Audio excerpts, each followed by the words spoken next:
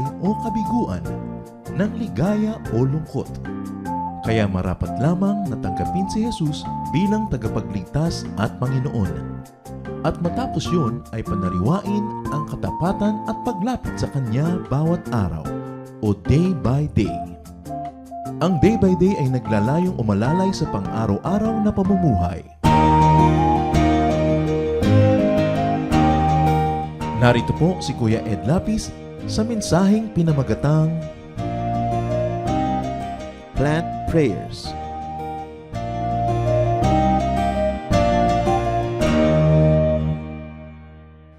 After hunting, planting is one of the oldest ways of civilized man.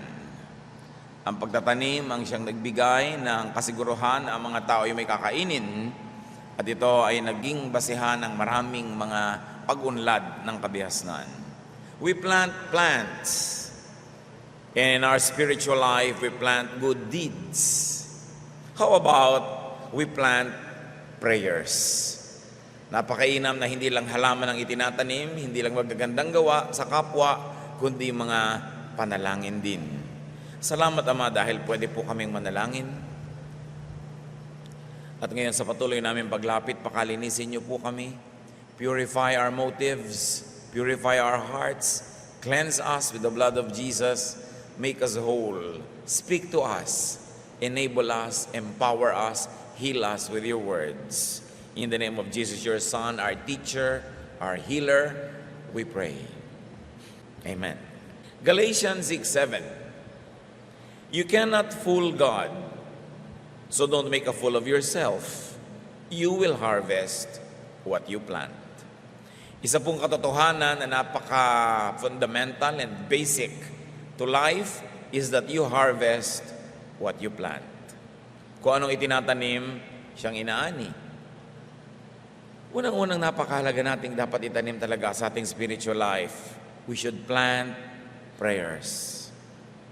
Ephesians 6:18, never stop praying, especially for others. Always pray by the power of the Spirit. Stay alert and keep praying for God's people. So why do it the hard way when you can pray? Why worry when you can pray? Why talk with people only and have a very difficult time convincing them when you can also talk with God through prayer, and you talk with God about these people that you want to talk with directly? So sa halip na kumakausap lang tayo ng kapwa-tao na mahirap kumbinsihin, mahirap pagpaliwanagan, unahin nating makipag-usap sa Diyos tungkol sa mga taong ito at dagdagan pa natin ng pakikipag-usap mismo sa kanila para kumpleto ang ating mga ginagawa.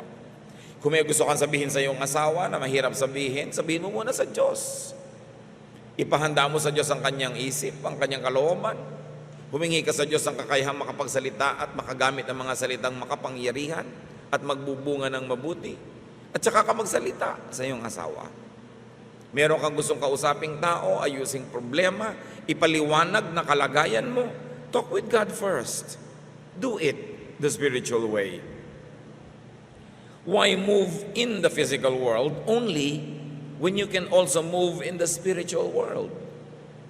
Bakit gagalingan mo lang ang pagnenegosyo ng mga technical skills, bagamat mabuti, samantalang pwede mong dagdagan na ipanalangin ang iyong negosyo, ipanalangin na rumunong ka, ipanalangin na bigyan ka ng mga tamang partner, ng mga tamang kliyente, tamang lugar, tamang panahon, para lalong maging madali at maging mabunga ang ating mga ginagawa.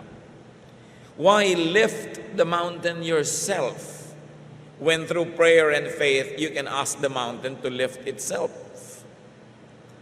Isa ito sa mga kapangyarihang ibinigay ng Diyos sa tao na underused. Sobrang hindi nagagamit. Panalangin. Kaya ang mga tao hirap na hirap, laging nakikipagtunggali, nag-aalala, laging napapagod, natatakot, samantalang lahat ng ito'y maaaring daanin sa dasal. Pero hindi lang dasal, natural. Gagawin mo ang practical, gagawin mo ang dapat, pero hindi naman yung kabilang extreme na yung practical at dapat na lang ang ginagawa sa material and physical world, tas walang kapartner sa spiritual world. Lahat ng bagay ay may dalawang dimension at least. The physical dimension and the spiritual one. So kung meron tayong dapat gawin sa physical world, dapat may katumbas sa spiritual world. Meron kang gustong accomplish, may kakambal dapat na pananalig. At kinambalan mo ng pananampalataya, napakalaki ng binubuksan mong pinto para pasukan ng pagpapala ng Diyos. Napakaraming tao, inuubos ang panahon sa pag-iisip. Makikita mo, nakatulala. Makikita mo, malungkot ang muka. Sabi mo, ano pong iniisip nyo? Iniisip ko yung problema ko, iniisip ko yung anak ko, iniisip ko ang pagtanda ko, iniisip ko ang sakit ko, iniisip ko ang aking pananalapi, iniisip ko ito't yon. Pero itatanong mo, ba't di nala kayo manalangin? Total, inugugulan nyo rin lang ng oras. Ang laman ng utak nyo yung pag-aalala, takot, ba't di nyo punuin ng panalangin, napapalitan ng pag-asa, napapalitan ng lakas ng loob, at kumikilos ang Diyos bilang tugon sa panalangin. Pray always. In other words, keep planting prayers. Sa physical agriculture nga, sabi sa Ecclesiastes 11:6, plant your seeds early in the morning and keep working in the field until dark. Who knows? You might pay off. Your work might pay off and your seeds might produce. So hindi naman daw talaga lahat ng tanim nagbubunga. Meron ding mga hindi tumutubo. Pero pag dinamihan mo tanim mo, dumadami ang posibilidad na may tutubong marami. So you do that when you plant plants, and when you do that, also you plant prayers. E di damihan mo. Pray for people and harvest the behavior that you probably desire they would do for their own sake, and you harvest well-being for them. Pray for your needs and other people's needs and harvest provisions. Pray for problems and harvest solutions. Ang talaga mga solusyon sa problema, mga kapatid, ideya. More than things, more than just money. Pagka naisip mo na ibigay sa iyo ng Panginoon, ng Espiritu sa iyong isip, yung solusyon sa problema mo, kahit hindi mo pa kinikilos ang solving yun, it's already half solved. Pray for your projects and harvest success. Pray for your plans, even for your wishes, and harvest realization. Being still, praying, could be your most active, creative, and energetic work. Akala ng marami, pag nananahimik ka lang at nagdadasal, walang nangyayari at wala kang ginagawa. Samantalang yung pananahimik at pagdarasal, yan ang posibleng pinaka-active, pinaka-creative at energetic mong magawa. Because when you align yourself with the spiritual energies of God through prayer, so many things happen. Matthew 7:7, ask and you will receive. Search and you will find. Knock and the door will be opened to you. So pray, look, and knock for what you want. Don't just wish.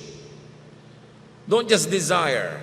Pray, look for it, and knock. So nakita nyo, yung prayer may kasamang actual activity. Look, knock. Meron ka dapat kilos na ginagawa. And remember to always ask for what is best.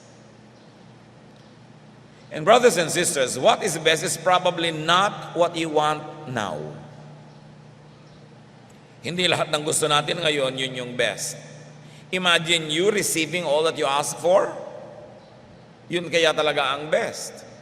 Gaano karaming beses na napatunayan sa atin ng pagdaan ng panahon na yung dati nating gusto, hindi naman pala natin matagal na magugustuhan. Gaano karaming beses ang napatunayan ng panahon na yung dating pinakamahalaga sa atin ay hindi naman pala magmamatagal na mahalaga. So pati yung mga ipinagpe-pray natin, don't only pray for what you want now, but pray for what you might not want now, but what might be good for you. So ang tunay at responsableng pananalangin ay hindi lang shopping list, hindi lang pag-ukil-kil at pagpilit at paggigiit sa Diyos ng mga gusto nyo ngayon. Kinakailangan kung may gustong-gusto ka at ang lapit-lapit mo sa gusto mo, umatras ka ng konti, lumayo-layo ka sa pamamagitan ng panalangin, pag-iisip at pagbubulay-bulay para malaman mong gusto ko ba talaga to? Pag lumalayo-layo ka kasi, nabubuo ang picture. Pag nakatingin ka, halimbawa sa baka at ang lapit-lapit mo, hindi mo malalamang baka yon. Pero kailangan lumayo ka. Kaya dapat sa panahon, sa tao, sa mga gusto natin, nagpapalipas kung minsan ng oras. Hindi mo ginagawa agad. Hindi ka bumipirma agad sa contract. Hindi ka umuoo agad. Hindi ka nagko-commit agad. Teka muna, let me give myself some time. Because time gives you perspective. Time gives you distance. At pag may distansya, nakapag-iisip ang tao. Gustong-gusto mo na yung taong yan. Ayaw na ayaw ng nanay mo. Mag-isip ka muna bago ka pakasal. Baka tama yung nanay mo. And probably 90% of the time, mas tama sila, yung matatanda, kesa doon sa taong nabubulag sa pag-ibig. Gaano karami na sa inyo ang nagpakasal pagkatapos ng ilang taon, sasabihin sa nanay, tama po kayo. Kasi panahon ang nagsabi sa kanila, yun ang tama. Kaya hindi dapat masyadong nagmamadali ang mga tao, nag-uubos ng panahon muna sa panalangin. Gustong-gusto mong bumili ng isang ganong bagay, may pera ka namang ibibili pero hindi ka naman napakaraming pera, yun lang ang pera mo, ibabayad mo agad. Pray. Meron kang gustong-gustong tanggapin na alok, yun agad sinasabi ng iyong emosyon. Pray. Walang magandang bagay na nakakalampas dahil nag-pray ka muna. Hindi pwedeng sabihin ng Diyos, yung magandang ibinibigay ko sa iyo, hindi mo naman sinagpang agad, nag-pray ka pa. So nakalampas na. Dahil talagang paggaling sa Diyos, mas ipinagpe-pray mo, mas tumitibay ang iyong kaalaman, pananalig, pati kutob mo, na yun talaga ang gusto ng Diyos.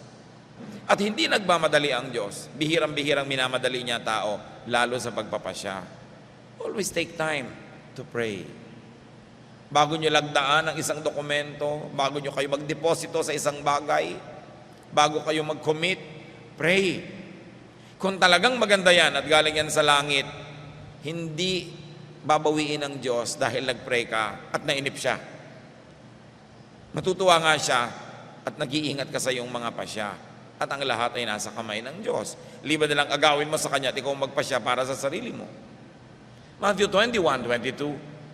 If you have faith when you pray, you will be given whatever you ask for. So dapat yung hinihingi natin, halimbawa, ikaw Miss A, gustong-gusto mo si Mr. B. Hindi lang ang prayer mo, Lord, ibigay niyo po sa akin si Mr. B. Ang prayer mo dapat, Lord, ibigay mo po sa akin yung best for me. At kung si B na ito, kayo po ang gumawa ng paraan na magkagustuhan kami. Hindi lagi, Lord, basta B. Hindi lang yung gusto mo. Kasi baka hindi ng best. Lord, gustong-gusto na po namin mag-asawa na bilhin tong bahay na to. Ibigay niyo po sa amin to. Why don't you pray, Lord, give us the discernment to know what's best for us and what to do with our little money. We like this house. We like to ask you to give it to us, but exposed to our emotions if this is not what you want. Responsible and intelligent prayer. Because when you ask, you receive. Kung hingi ka ng hingi, kung ibigay nga sa iyo. Dahil ang kulit-kulit mo. Habang itinuturo sa atin na maging steadfast at patuloy sa pananalangin, pero dapat kinukortehan natin yun ng in accordance with God's will. Kuminsan kasi ang pinakamalaking parusa sa tao, yung ibigay nga sa kanya ng langit, yung hinihingi niya. Kasi pinagpipilitan niya, yung pala hindi yun ang best. Have faith. But imagine what your life would become if you got all you ask for. Is that really what you want? And better still, is that really what is good for you? So as you pray, harvest answers. Umani na mga sagot. Kung nagtatanim ka ng boto, tumutubo, may bunga. Pag nagtanim ka ng panalangin, may bunga rin yon. Psalm 66, 17-20. I prayed to the Lord and I praised Him. If my thoughts had been sinful, he would have refused to hear me. But God did listen and answered my prayer. Let's praise God. He listened when I prayed, and He is always kind. Very important ideas dito sa Psalm 66, 17 to 20. One is that God always hears prayers.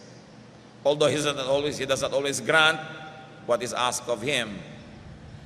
Bakit hindi laging ibinibigay ng Diyos ang hinihingi natin? Nandun na rin sa verse 20 ang sagot, because God is always kind. At kung minsan, ang kabaitan ng Diyos ay naipakikita niya hindi sa pagbibigay ng hinihingi natin, kundi sa pagtanggi. Kasi ang hinihingi pala natin ay lason, makasasama, at sa limitado lang natin pag-iisip natin, inaakala na yun ang mabuti. Because God always hears, and God is always kind, so if He hears prayer that is not good for you, He will not be inclined to give that to you, and that is His kindness. That's why you should learn to thank God for His no answers. Hindi yung pagka no ang sagot, magtatampo, magagalit, hindi na mag-Bible study, hindi na mag-attend sa choir, hindi na maglilingkod kasi no ang sagot. Dapat nating tanggapin na ang karunungan ng Diyos ay higit sa mga pangangailangan o kagustuhan natin. Matthew 7, verse 8.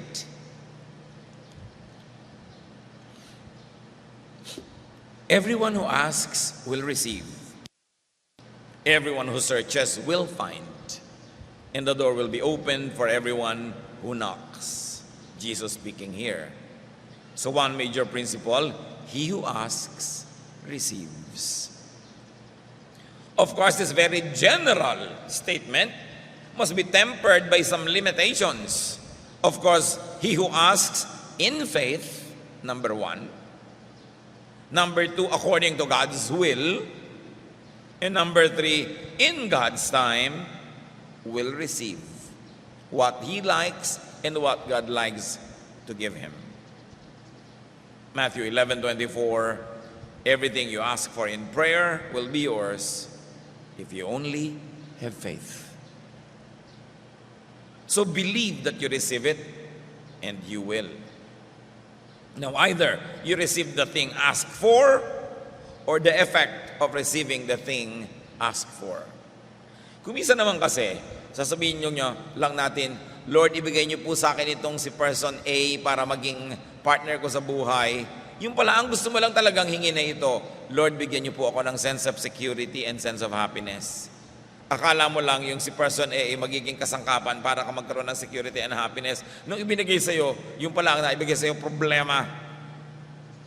So ask for the greater and the bigger thing, and recognize if the specifics you're asking for is only a tool, and probably there's a better tool towards what you really want, which is happiness, security, wellness, healing.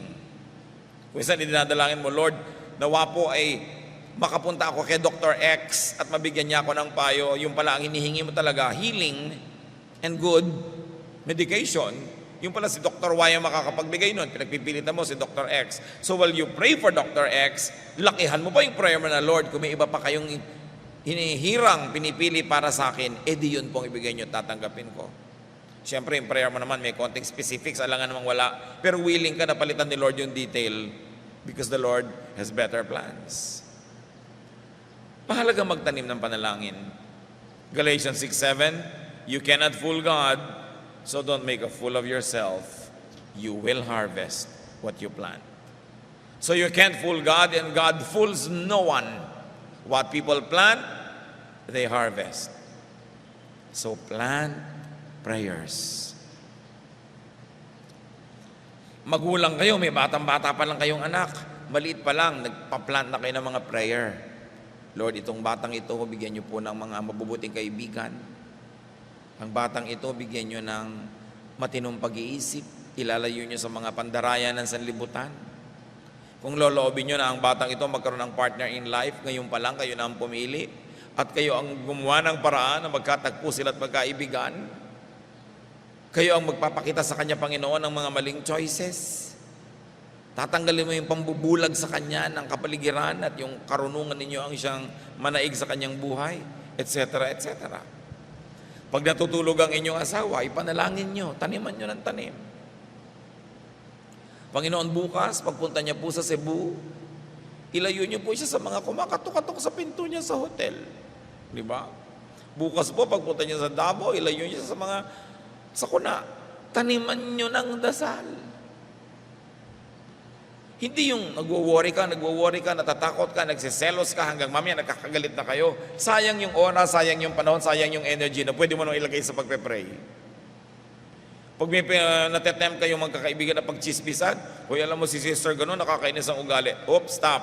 Why don't we pray for her? And for ourselves at sa mga makakatinating labi. No? So pray kayo ngayon. May napapala tayo sa pagdaan ng oras. Siyempre, nagtanim ka ng lason, anong tutubo? Di lason. Nagtanim ka ng chismis, sa palagay nyo, anong bunga nun? Nagtanim ka ng criticism, nagtanim ka ng galit, nagtanim ka ng doubt, anong magiging bunga? So, ubusin lahat yung mga yon, itutok sa panalangin.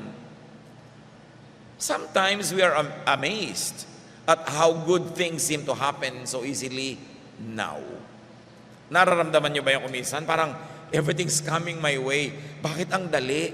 Bakit ang daling makuha yung contract? Bakit ang daling naisara yung deal? Bakit ang daling nag-cooperate sa akin yung tao na yon? Ang daling nakahanap tayo ng magandang bahay? Ang daling ganito at ang daling ganon. Maaring yan ay bunga ng panalangin nyo nun pa. O bunga ng panalangin ng mga inan nyo para sa inyo. Bunga ng panalangin ng kapatiran para sa atin.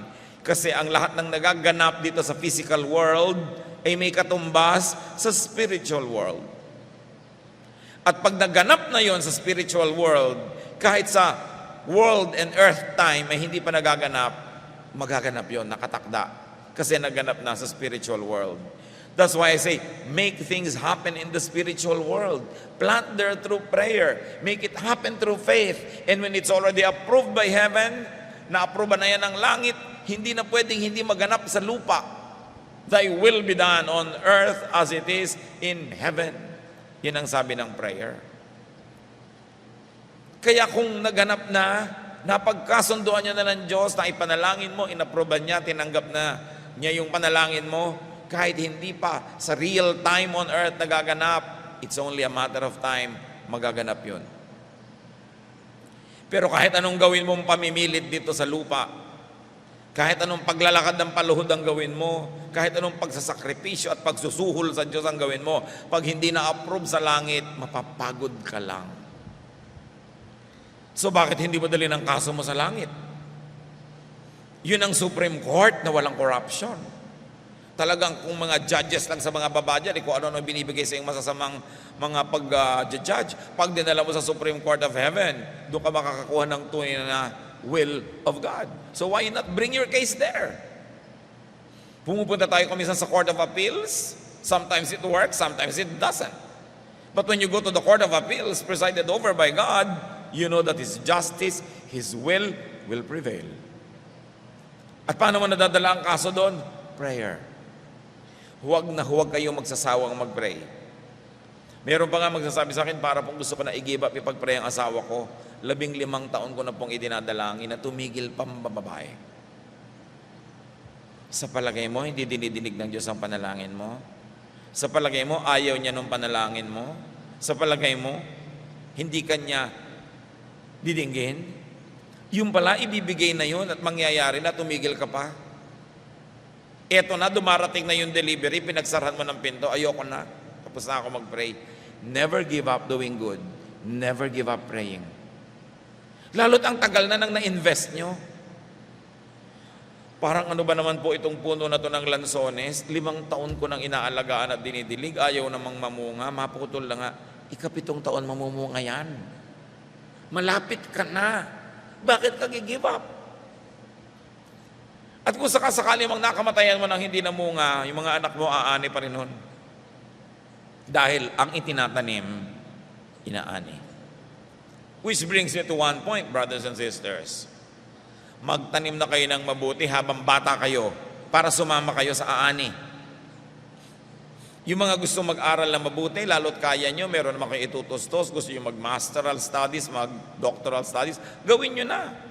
Hindi yung 85 na kayo nung naging doktor, nung 86 namatay na kayo, 1 year nyo lang na-enjoy yung doktor na tawag. Kung 30 pa lang, tinapos mo na, di biruin mo, ang tagal-tagal mong na-enjoy yung title.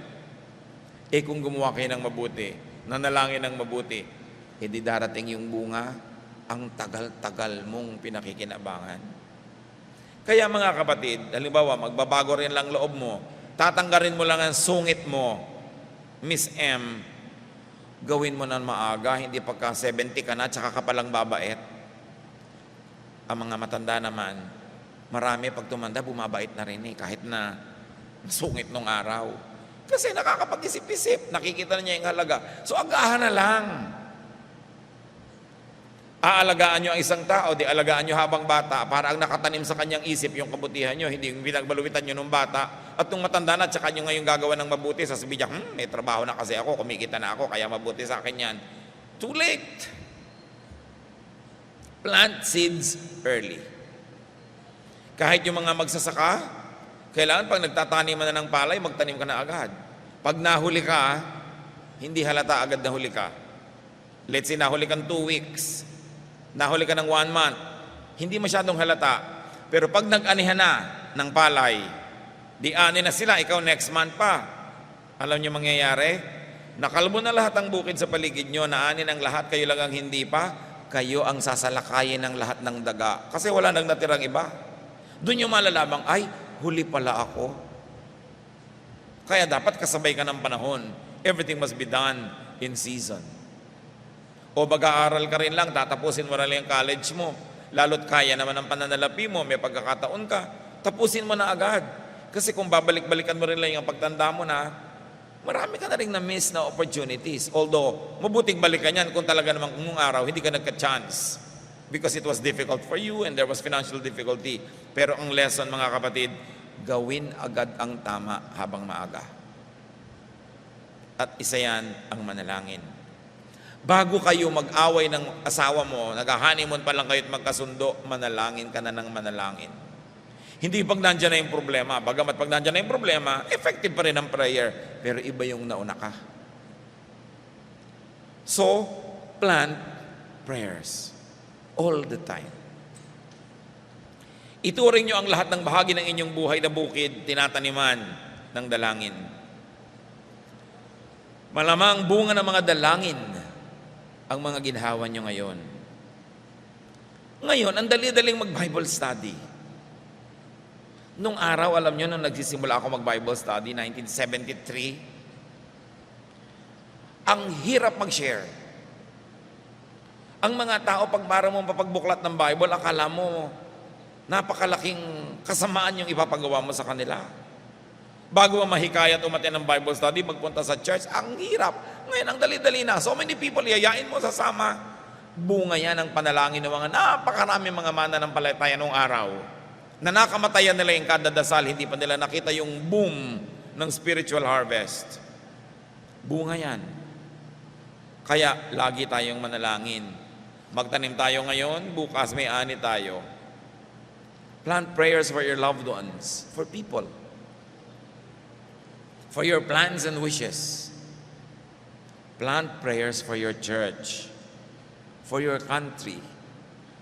Tuwing kayong natutuksong pintasan ng Pilipinas, ipag-pray nyo at sabihin nyo, it's more fun in the Philippines. Diba?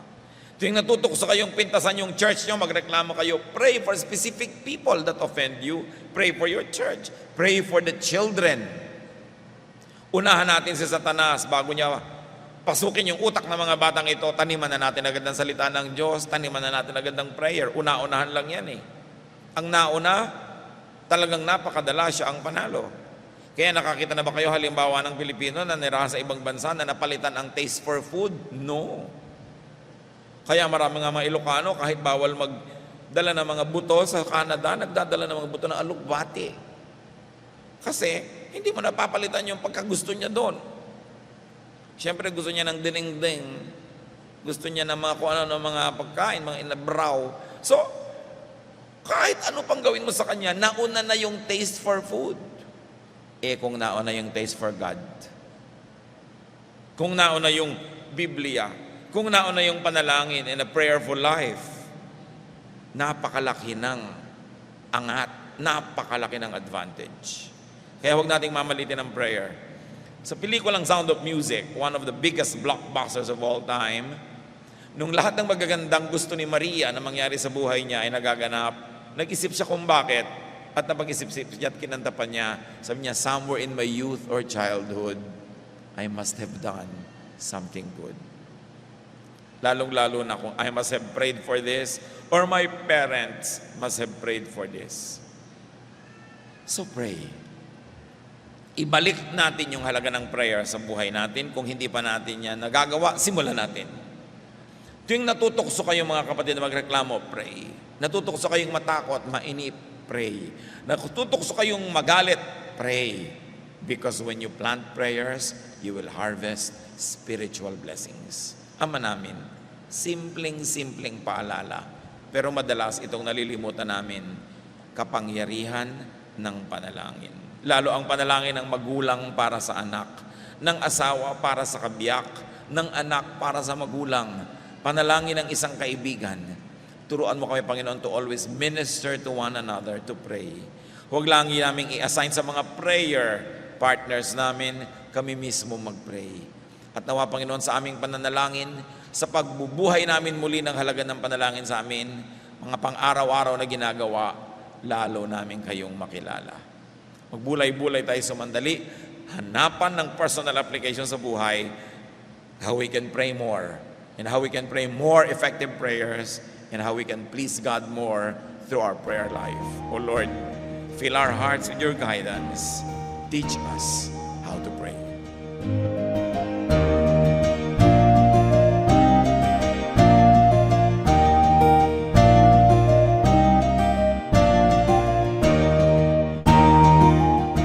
Ang katatapos pong mensahe ni Kuya Ed Lapis ay pinamagatang Plant Prayers.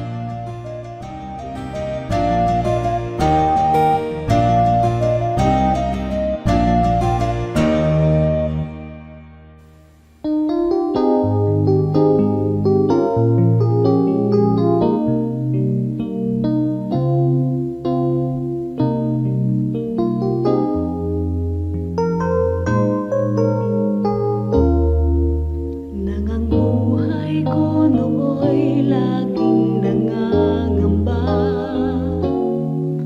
Ang pagluhay di ko kaya at walang patutuhan. O Jesus, nang ikaw nga ang makilala ko, ang lahat iyong pinanatag, ang lahat inayos mo. Kapayapaan na nagmumula sa'yo, naranasan ko dito sa buhay ko. Kapayapaan noon pa may hinihintay, aking Panginoon sa aking buhay.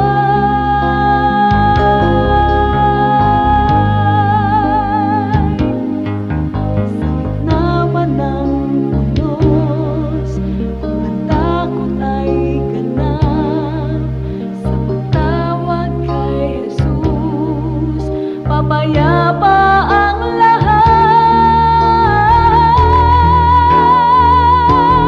Kapayapaan na nagmumula sa'yo, naranasan ko dito sa buhay ko. Kapayapaan na aking hinihintay, aking Panginoon sa aking buhay,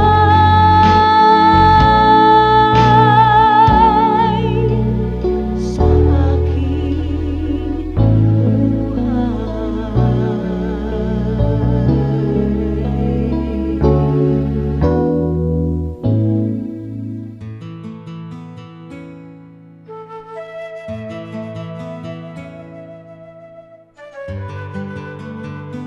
Bakit ang Pilipino kaladkarin yung sumasama kahit saan?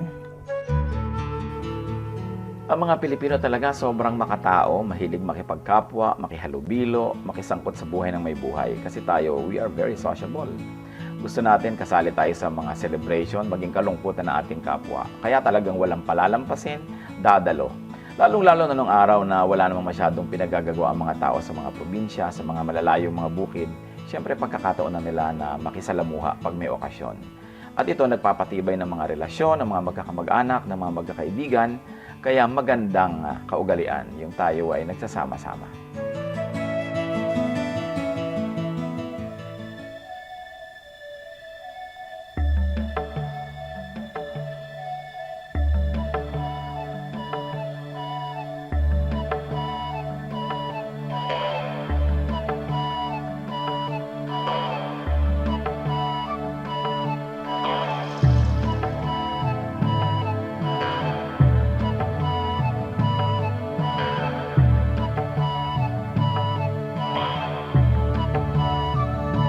Sa pagsikat ng araw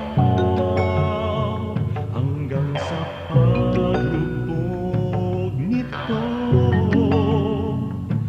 ngalan ni Jesus papupurihan.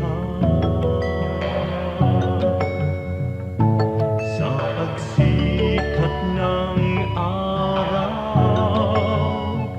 hanggang sa paglubog nito, ngalan ni Jesus papupurihan.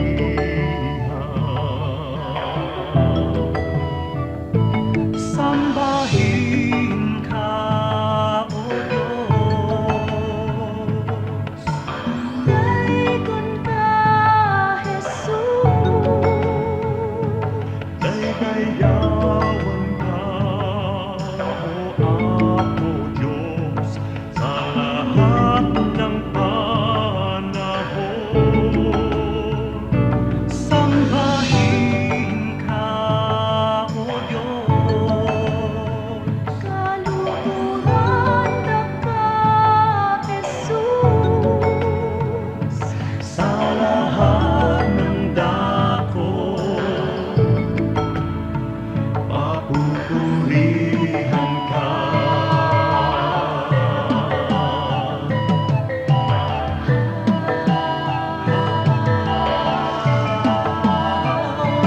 Sa pagsikat ng araw hanggang sa paglubog nito, ngalan ni Jesus papupurihan. Sa pagsikat ng araw hanggang sa paglubog nito, ngalan ni Jesus papupurihan.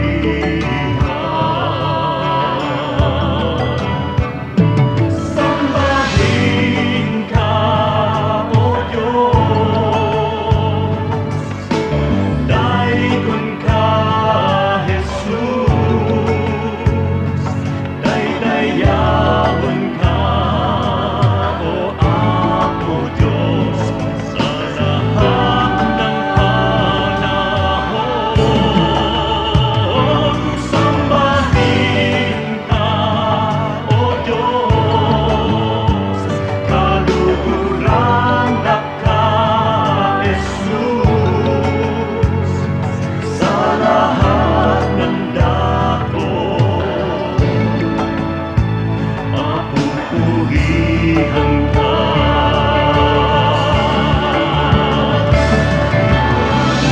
Sa pagsilay ng liwanag mula doon sa silangan, nadarama't nakikita ang sa inyong pagmamahal. Lumalandas, umahawan, tumatanglaw sa aking daan, nangunguna, gumagabay sa aking bala ng hakbang. Sa pagdatal niyong gabi na malamig at mainam, akin namang nalalasan ang inyong kapayapaan.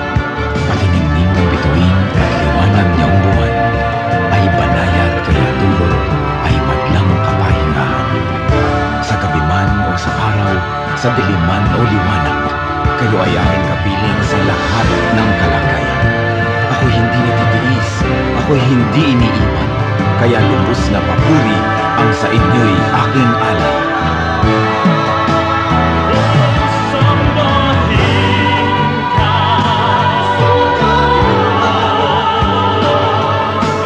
daigod ka, Jesus. Daydayawan ka, o Apo Diyos, sa lahat ng panahon. Sambahin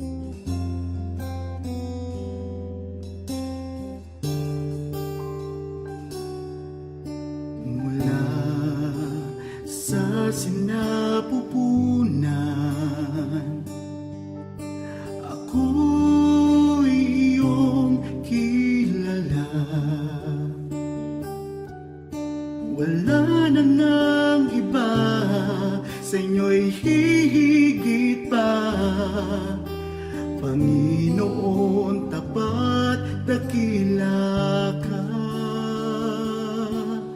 Kayo lang ang pupurihin at siyang tatanghalin, pagkat kay buti-buti niyo sa akin. Ang pag-ibig na sadyang kay ganda, mga pangako niyo'y gabay sa aking daan. Walang makapapantay sa anak ninyong alay. Ang pag-ibig niyo'y sapat kailan pa man.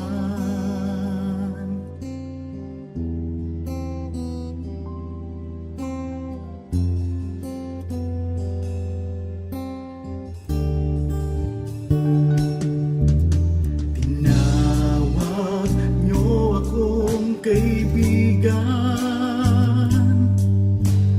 kahit na ako ay pariwara. Sagat sa labis ang inyong pagmamahal, sa tupang sa kawan na nawala. Kung aking bibilangin bawat butil ng buhangin, ang habag niyo'y ganon karami rin. Ang pag-ibig na sadyang kay ganda, mga pangako niyo'y gabay sa aking daan. Walang makapapantay sa anak na inyong alay. Ang pag-ibig niyo'y sapat kailan pa man. Paano ba masusukat taas, lalim, layo't lawak ng pag-ibig niyong sadyang walang hanggan, walang hanggan. Ang pag-ibig na sadyang kay ganda, mga pangako niyo'y gabay sa aking daan. Walang makapapantay sa anak na inyong alay. Ang pag-ibig niyo'y sapat kailan pa man. Ang pag-ibig niyo'y sapat kailan pa man. Ang pag-ibig niyo'y sapat kailanman.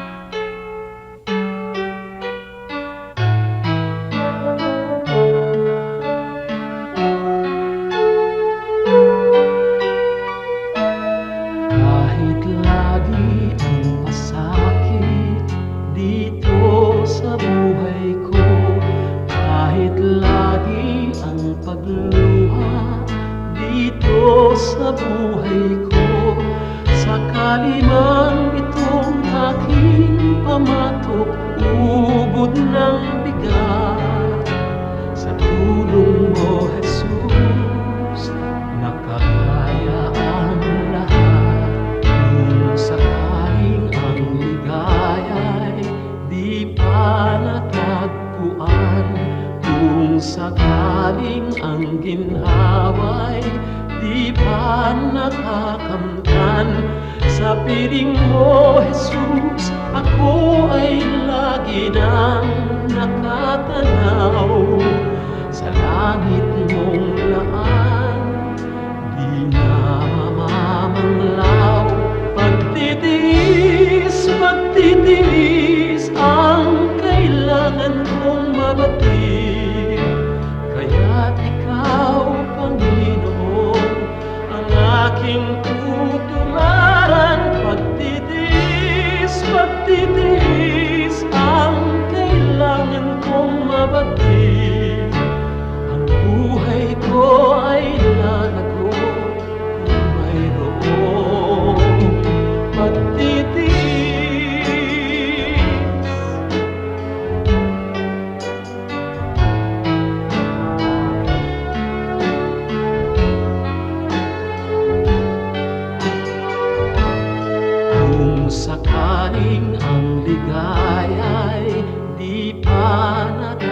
matatagpuan kung sakaling ang ginhawa'y di pa nakakamtan. Sa piling mo, Jesus, ako ay lagi nang nakatanaw sa langit mong laan. Di ka mamamanglaw, pagtitiis, pagtitiis ang kailangan kong mabagin. Kaya't ikaw, Panginoon, ang aking tutularan.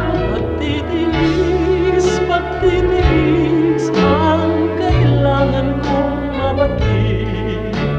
Espiritu ay lalago kung mayroong pagtitiis.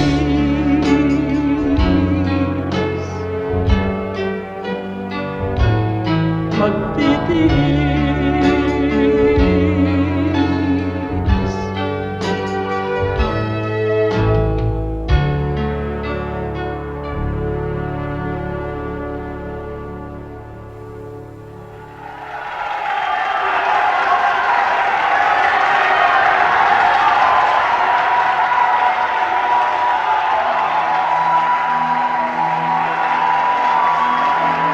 Hallelujah!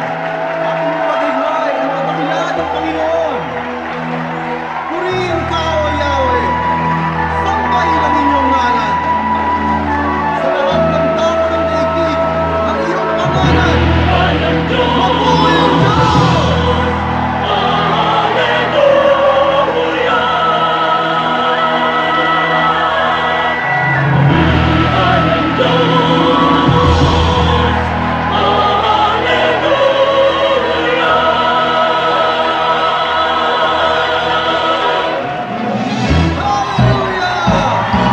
Mabuhay ka, O Yahweh!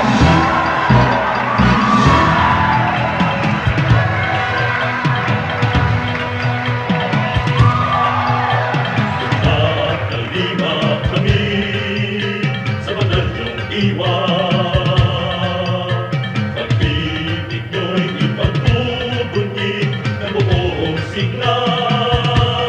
Ating ialay tumawid sa Diyos Ama. Ihayag ang ligayang nadarama. Isigaw sa lahat ng bansa. Hallelujah! Hallelujah!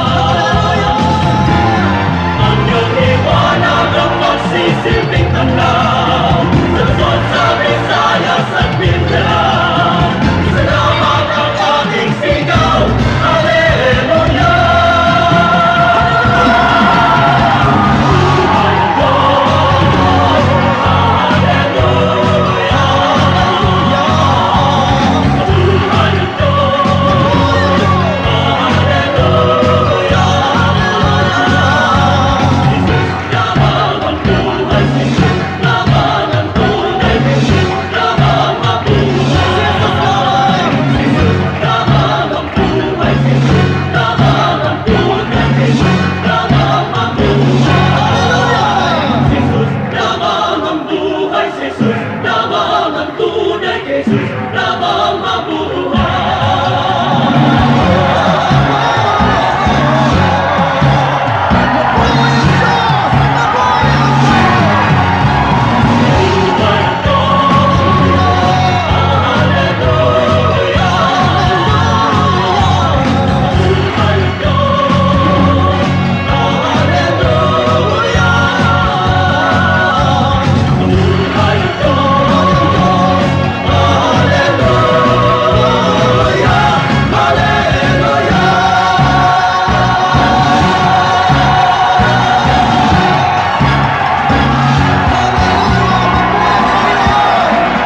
Diyos ng Pilipinas!